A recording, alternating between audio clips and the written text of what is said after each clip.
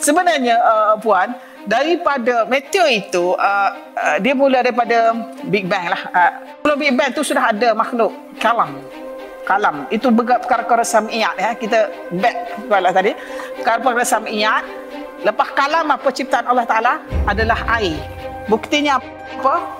Kana arsyu 'alal ma'. Bahawasanya arasy Allah Taala itu atas air. Maknanya ahli-ahli mufassir membuat kesimpulan kejadian makhluk yang kedua sesudah kalam itu adalah air. Yang ketiga itu arash. Yang selepas arash itu zulumat wan nur, kegelapan dan cahaya. Apabila berlakunya letupan itu maka adanya cahaya. Jadi itulah Big Bang. Jadi bila NASA hanya sempat di situ. Sains NASA hanya ahli sains kaji Big Bang saja. Tapi Quran sudah sebut sebelum Big Bang berlaku kejadian lain.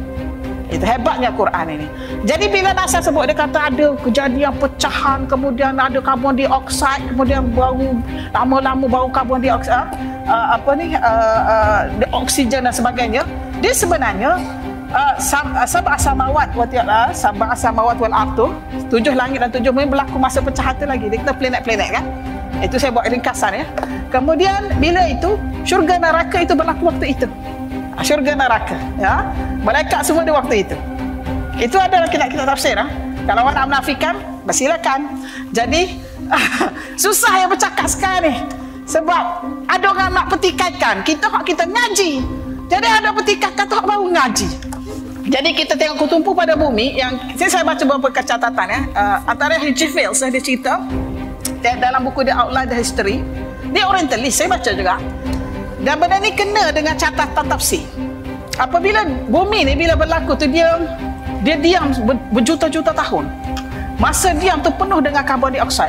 Dia punya asap sana sini dan ada small ponds, tasik-tasik yang kecil. Daripada situ sebab banyaknya karbon dioksida maka memang ada organisma. Saya dah tengok organisma tu dekat Museum Jeddah. Museum Jeddah besar meja ni organisma. Terkejut saya.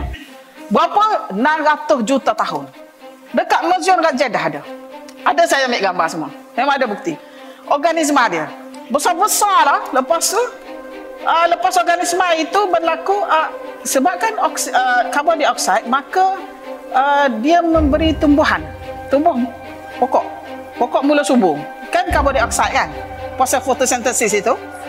Jadi bila dia berlaku proses itu, maka pokok itu subur. Saya dah bincang dengan Prof Hamzah melalui Kedah Tua kan, sebab dia bahagian geologi UKM, bekas dekan. Jadi saya tanya juga melalui Cik Lan, dia kata